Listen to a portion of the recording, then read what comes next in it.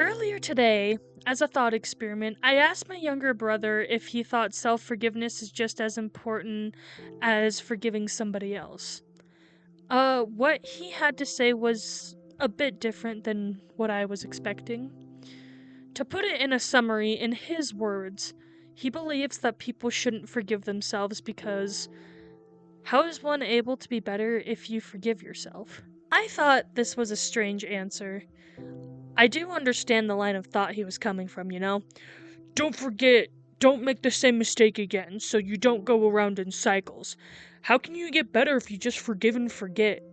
So you're just gonna push it aside so it can come back? No. Let it sit and remember what happened so you don't do it again. I believe this is where my brother's headspace was at when answering that question. I can understand where he's coming from. Don't forget what you did, so you don't do it again. Or don't forget what that person did, or that person said, so you won't repeat the same mistake. Right? Now, I can see the thought process in that line of thinking had the intention of a positive message in mind, but the path that my brother was taking to get there is very redundant and counterproductive when trying to move on and grow as a person. You see, when you walk backwards and keep focusing on the last landmark you saw, you're not going to be able to see what's ahead of you. So you'll just bump into unforeseen obstacles and get hurt in the progress with the refusal to look forward. So for today's topic, I would like to talk about self-forgiveness and confronting a part of yourself that you don't like and learn how to move on and grow. As for me, something that I've realized not being able to forgive yourself holds you in a prison similar to perfection. It causes you to dwell and fester on a mistake. It anchors you into a specific spot in time to where trying to move on with this weight on your shoulders becomes incredibly exhausting and sometimes near impossible. Self-forgiveness is something I struggle with from time to time, and by the grace of God, I'm reminded to give myself time and to be kind to myself. But how can I forgive myself for all those awful things I did?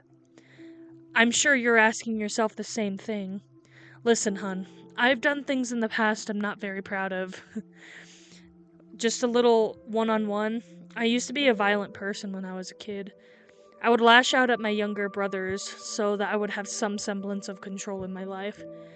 I broke my little brother's nose actually because literally his mere presence was annoying to me. And luckily, I'm not that person anymore. In fact, I'm very slow to anger. I never hit anyone, and I have God to thank for that. And I'm sure all of you have done something to a similar caliber, or maybe even something much worse. Feeling that immense shame, or guilt, or embarrassment over something that you've done can sink you into the darkest depths. It leaves a weight in your chest that is too heavy for the fingers of your ribcage to bear. But ladies and gentlemen, I'm happy to inform you that you don't need to stay down in that trench. You don't need to hang your head down low. Doing bad things and feeling guilt or shame is a part of the human experience. It's okay to feel bad for what you've done. That's normal. But don't let that hold you back. Don't let that shame and guilt keep you stuck.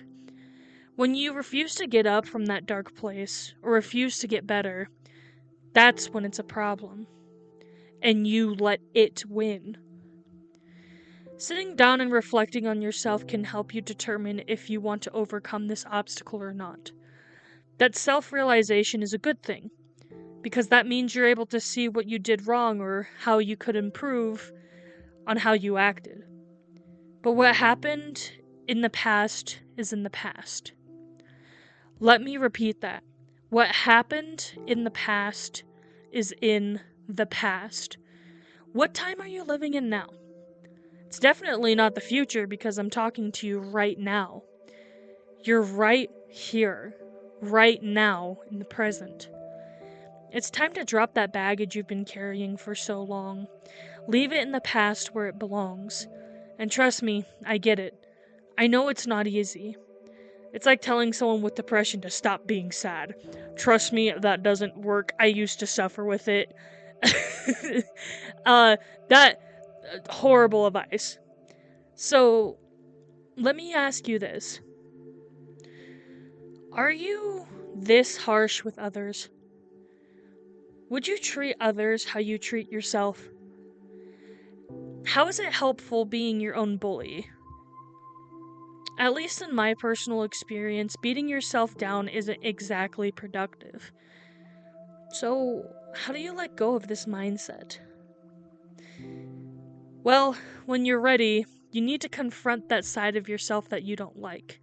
Give it patience and kindness. Give yourself some grace and forgive that side of you so you can finally let go of the pressure that unheard and ignored side of yourself has been harboring.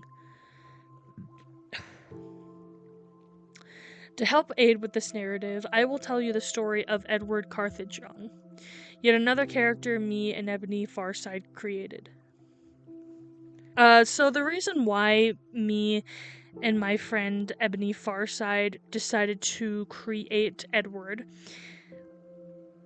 we wanted to make a more mystical and fun character that has a lot of magic. We took some inspiration from Mary Poppins, actually, to give this fancy little bird fellow a love for theater and fantasy. And, I would definitely say Edward is a part of myself, uh, I would say has almost been stifled for a lot of my life.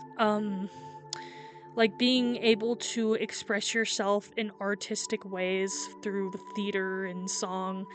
I've never been a theater kid. At this point, I might be a closeted theater kid. I'm not gay, by the way. And, yeah. So that's one of the reasons why Edward means so much to me. It's because that little side of myself can finally get some light and attention. Once upon a time, a being formed from a friendship of two kindred spirits, one made of magic and light, the other one of feather and made for flight. And together they fused into one and became Edward, a man filled with fun, theater, and games. Wondrous magic coursed through his veins. Bright blue feathers overtook his frame, long tail feathers fanned out and aided with his fame. With the flap of his wings and the twirls of his curls, he impressed the masses with his charm and voice. The two friends were inseparable and enjoyed learning how to share and steer one vessel, one of magic, wonder, possibility. No one saw the side effects of what such enchantments could bring. Together, the magic they wielded transfigured their body into different shapes depending on their mindscape. And one day, caught in a snare of hunger and decay, he transformed into a beastly sight, a monster that stalks the night, searching for prey and thieving for his own gain. He ate until satisfied. Greed overtook his eyes, and reason became second over, to justify self-indulgence and to survive. Even with his magic, as wild and unpredictable as it may be, Edward finds guilt and shame growing within himself like a ghastly tree. A shadow that always follows, a part of himself that wallows. Embarrassed by the beast inside, it lives and breathes but refuses to die. That the brothers shall not forget, that Edward has many forms in which both their magic can be a threat. But alas, even through the fear and shame, that monster is still Edward that is capable of love and kindness all the same. You see, we all have a side of ourselves that we don't like, that you try to stifle and push away. Sometimes you just have to sit down with yourself and look into the mirror and decipher what you see. But don't look at it with fear. Really look and tell me what you see. It's okay if you don't like where you're at in life. It's okay to see the flaws. Mirrors are a curse in that regard because we tend to get hung up on the imperfections. We linger on what scares us or what we don't like. But when you're able to look at yourself from a different perspective, a mirror can be a blessing.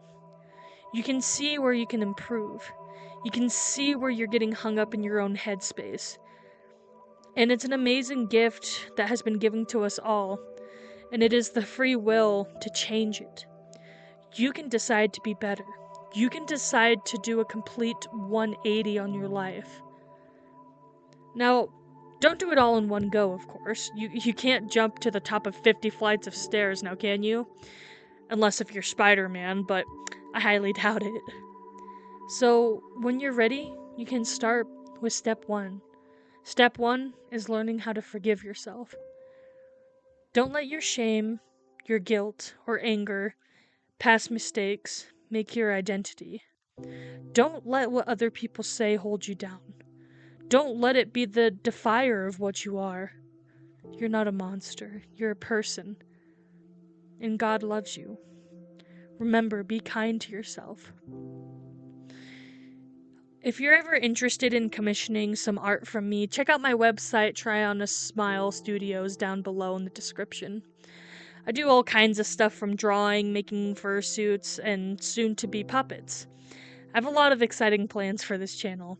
However, I cannot promise that I will be super consistent in uploads as I am a very busy lady. Alright, ladies and gents, I hope you have a good evening and a good night. God bless. See you later.